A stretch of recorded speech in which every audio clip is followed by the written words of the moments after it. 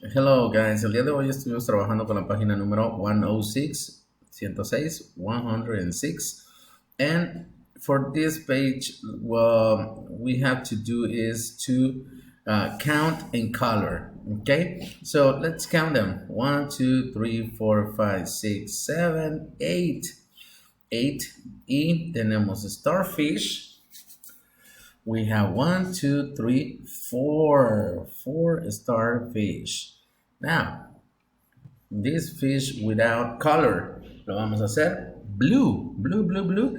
And we need to count 1, 2, 3, 4, 5, 6. Y le ponemos 6. Y esto los vamos a colorear de blue, así como les dije. Next, we have one octopus.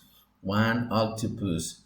Donde este animalito lo vamos a hacer de color purple. Purple. Ok. Now, tenemos el último. Let's count them. 1, 2, 3, 4, 5, 6, 7, 8.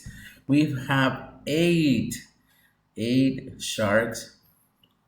Así que para que estén muy al pendientes. Bueno, esto fue lo que estuvimos haciendo el día de hoy, pronunciando, repasando nuestros números, haciendo todo eso. Y entonces nos vemos el día de mañana, tomorrow, Thursday. See you later. Bye bye.